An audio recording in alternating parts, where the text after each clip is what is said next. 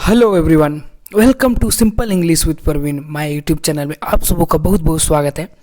आज की इस वीडियो में देखेंगे दोस्तों एक वर्ड आपका क्या है, असेंबली।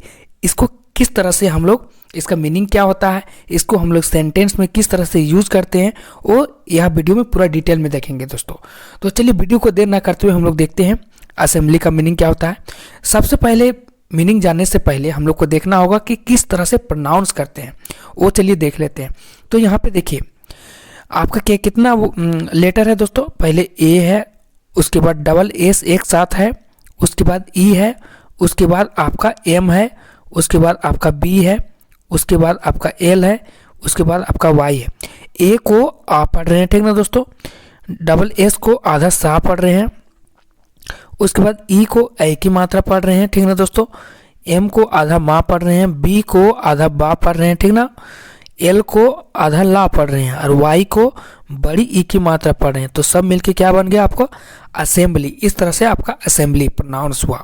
तो इस तरह से हम लोग असेंबली बोलेंगे।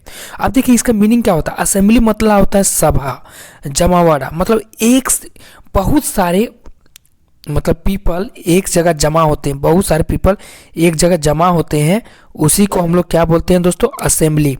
बहुत सारे पीपल एक जगह जमा होते हैं, उसको मतलब हम लोग किसी भी पर्पस के लिए जमा होते हैं, उसको हम लोग क्या बोलते हैं, सभा या जमावड़ा, ठीक ना। इसका मीनिंग हो गया। अब मीनिंग जानने से हम लोग को सेंटेंस में यूज नहीं कर पाएंगे दोस्तों। तो क्या करना होगा, इसको हम लोग को पार्ट्स ऑफ स्पीच में जानकारी देना होगा कि यह पार्ट्स ऑफ स्पीच में क्या आता है, तभी हम लोग सेंटेंस में यूज कर पाएंगे। देखिए पार्ट्स ऑफ स्पीच में क्या आता है, पार्ट्स ऑफ स्पीच में आपका यह नाउन आता है। नाउन आता है तो तभी हम लोग यहाँ इसको यूज कर पाएंगे। नाउन में भी क्या है, आपका काउंटेबल आता है।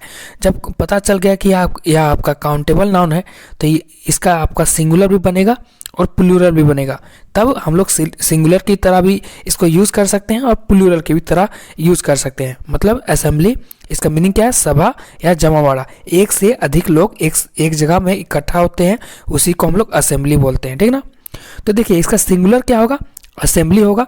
इसका प्लूरल का होगा, इसमें वाई हटा के आई एस जोड़ देंगे तो असेंबलीज, ठीक ना। इसका प्लूरल बनेगा, क्योंकि यह काउंटेबल नाउन है तो सिंगुलर और प्लूरल दोनों बनता है, ठीक ना। अब चलिए हम लोग इजीली यूज कर पाएंगे। तो देखिए he is an elected member of the school assembly. देखिए स्कूल का एक असेंबली हॉल होगा, वहाँ पे एक जगह सारे विद्यार्थी इकट्ठा होते होंगे, वहाँ का एक मेंबर इकट्ठा हुआ, मेंबर मतलब सदस्य बना है। तो देखिए इस तरह से यूज हुआ है असेंबली, यहाँ पे आपका सिंगुलर की तरह यूज हुआ, ठीक ना दोस्तों। अब देखिए स्कूल असेंबलीज, देखिए स्कूल असेंबली यहाँ पे प्लूरल की तरह यूज हुआ है। ये वर usually held in the cafeteria, वहीं पे है, ठीक ना। स्कूल की सभाएं आमतौर पर कैफेटेरिया में आयोजित किया जाता है। मतलब जितने भी सभाएं होता है वह कैफेटेरिया में आयोजित किया जाता है, ठीक ना दोस्तों। सो आज के लिए बस इतना ही। आज क्या देखें हम, असेंबली का मीनिंग क्या हुआ दोस्तों, सभा हुआ। और किस तरह से हम लोग यूज़ किए, नाउन की तरह यूज़ किए, नाउन में भी क्या, काउंटेबल नाउन की तरह यूज किए। तो इस तरह से आप लोग किसी भी वर्ड को मीनिंग जानिएगा तो इंग्लिश इजीली सीख पाइएगा। सो आज के लिए बस इतना ही, फिर मिलते हैं नेक्स्ट वीडियो में। सो बाय बाय।